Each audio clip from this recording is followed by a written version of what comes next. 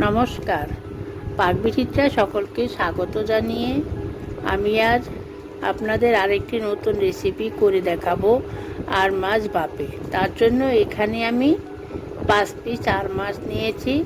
মাছ ভালো করে ধুয়ে নিয়েছি। এখন মাছে নুন হলুদ মাখিয়ে নেব। দিয়ে দিব চা চামচের হাফ চামচ নুন, চা চামচের হাফ চামচ হলুদ গুঁড়ো। এখন মাছের মধ্যে ভালো করে নুন হলুদ মাখিয়ে নিব, যাতে করে মাছের মধ্যে ভালো করে নুন হলুদ ঢুকে যায়। দেখুন মাছে নুন হলুদ মাখা হয়ে গেছে। এখন 10 মিনিট রেস্টে রেখে দিব।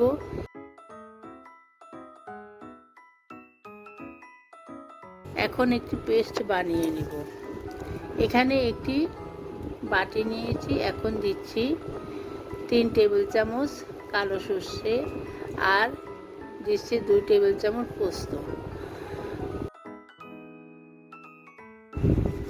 সর্ষের তেঁতোটা কাটানোর জন্য পোস্ত দিচ্ছি। এখন সর্ষে আর পোস্ত ধুয়ে নেব, যাতে সর্ষে আর পোস্তর ময়লাটা চলে যায়। দেখুন ধোয়া হয়ে গেছে, ধুয়ে ছেঁকে নিয়েছি। এখানে একটি মিক্সিং জার নিয়েছি। এখন ধুয়ে রাখা সর্ষে পোস্ত দিয়ে দিচ্ছি। 3টি গোটা কাঁচা লঙ্কা, অল্প পরিমাণে জল। এখন ঢাকা দিয়ে একটি মিহি পেস্ট তৈরি করে নেব। মাছ ভাজার জন্য গ্যাসে একটি কড়াই বসিয়ে পরিমাণ মতো সর্ষের তেল দিয়ে গরম করে নিয়েছি। এখন মাছ দিয়ে দিব। মাছ একবারে ভাজবো না, দুবারে ভেজে নেব, যেহেতু আর মাছে ভাপা। মাছ সর্ষের তেলে ভাজলে খেতে খুব ভালো লাগবে। দেখুন মাছ এক পিঠ ভাজা হয়ে গেছে। এখন উল্টে দিব। এভাবে উল্টে পাল্টে মাছ হালকা লাল করে ভেজে নেব। মাছ বেশি ভাজবো না, হালকা করে ভাজবো, যাতে করে আর মাছের আষ্টে গন্ধ চলে যায়। দেখুন মাছ ভাজা হয়ে গেছে। এখন তুলে নিব। এখানে একটি পাত্র নিয়েছি, যে পেস্ট তৈরি করে রেখেছি পাত্রে নিয়ে নিচ্ছি। দিচ্ছি চা চামচের হাফ চামচ নুন,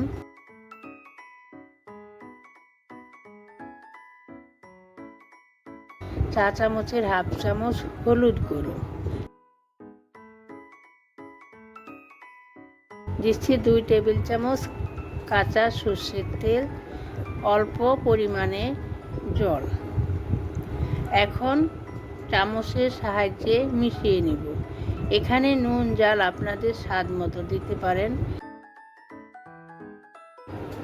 এখানে ভালো করে সমস্ত উপকরণ মিশিয়ে নিতে হবে।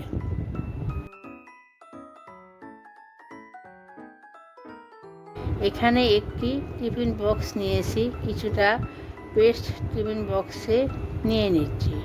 এখন ভেজে রাখা মাছের পিসগুলো দিয়ে দিব। কি পেস্ট মাছের উপর দিয়ে দিব। এখন মাছ উল্টে দিব, যাতে পেস্টটা মাছের গায়ে ভালো করে লেগে যায়।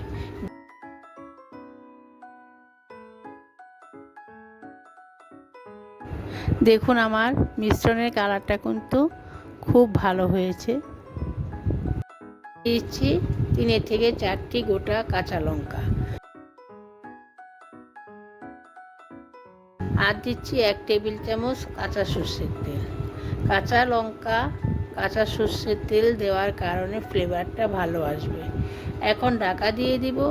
মাছ ভাপানোর জন্য গ্যাসে একটি কড়াই বসিয়ে পরিমাণ মতো জল দিয়ে গরম করে নিয়েছি। এখন একটি স্ট্যান্ড বসিয়ে দিব। এখন টিফিন বক্স বসিয়ে দিব। ঢাকা দিয়ে 10 থেকে 12 মিনিট ভাপিয়ে নিব। যেহেতু মাছ আগে থেকে ভাজা ছিল, তাই মাছ ভাপাতে বেশি সময় লাগবে না। আমার রেসিপিটি কেমন হলো আমার কমেন্ট বক্সে অবশ্যই কমেন্ট করে জানাবেন। দেখুন আমার ভাপানো হয়ে গেছে, 12 মিনিট ভাপিয়ে নিয়েছি। এখন নামিয়ে ঠান্ডা করে নেব। দেখুন ঠান্ডা হয়ে গেছে। টিফিন বক্সে ঢাকা খুলে নিয়েছি। এখন সার্ভ করে নেব।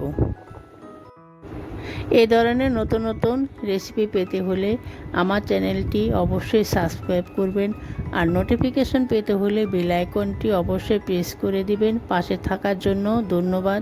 ভিডিওগুলি দেখবেন, বেশি বেশি করে শেয়ার করবেন, পাশে থাকবেন। ধন্যবাদ।